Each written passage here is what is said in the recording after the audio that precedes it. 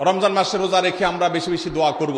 চলতে ফিরতে উঠতে বসতে দোয়া করতে পারেন। আমাদের মায়েরা অনেকে শুনছেন আমাকে, রমজান মাসে আপনি গৃহস্থলী কাজ করছেন, রান্না বাড়া করছেন, ঘর ঝাড়ু দিচ্ছেন, আর মনে মনে আল্লাহর সাথে কথা বলেন। দোয়া মানে আল্লাহর সাথে কথোপকথন। আল্লাহ আপনি আমাকে মাফ করে দেন, আমার বাবাকে মাকে মাফ করে দেন, সন্তানগুলোকে হেদায়েত দান করেন, চোখের পানি ফেলেন। নিয়মতান্ত্রিক দোয়া, বসে বসে হাত তুলে দোয়া করবেন কেবলামুখী হয়ে। আবার চলতে ফিরতে উঠতে বসতে, এমনকি ওযু নাই সে অবস্থায় দোয়া করবেন। নবী সাল্লাল্লাহু আলাইহি ওয়াসাল্লাম বলেছেন, তিন ব্যক্তির দোয়া ফিরিয়ে দেওয়া হয় না। ভিতরে এক শ্রেণী হলেন মাজলুম, কারোর জুলুমের শিকার হয়েছে।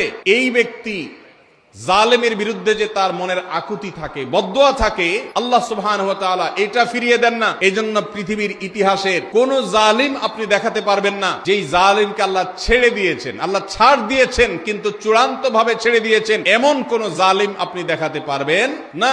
এইজন্য ভাই, কখনো কোন অবস্থাতে কারো প্রতি আমরা জুলুম করব না। আল্লাহ আমাদেরকে সেটা মানার তৌফিক দান করুন। তাহলে তিন ব্যক্তির দোয়া কবুল হয়, ফেরত দেওয়া হয় না। তার ভিতরে একজন হলো মাজলুম, যার প্রতি আপনি জুলুম করেছেন, সে আপনার বিরুদ্ধে যে বদদোয়া করে, এটা লাগবেই লাগবে, আজ হোক আর 2 দিন পরে হোক। নাম্বার 2, মুসাফির, যে ব্যক্তি সফরে আছে, সফররত অবস্থায় সে যদি দোয়া করে, সে দোয়া আল্লাহ তাআলা কবুল করেন। 3 নম্বর হলো রোজাদার ব্যক্তি, as-সাইম হাত্তা ইফতির, রোজাদার ব্যক্তি সারাদিন ভর রোজা করলে, ইফতার রাগ পর্যন্ত, সারাদিন দোয়া করলে ইফতার রাগ পর্যন্ত তার দোয়া কবুল হয়। এই জন্য রোজা রেখে আমরা বেশি বেশি আল্লাহর কাছে দোয়া করবো ইনশাআল্লাহ। চলতে ফিরতে উঠতে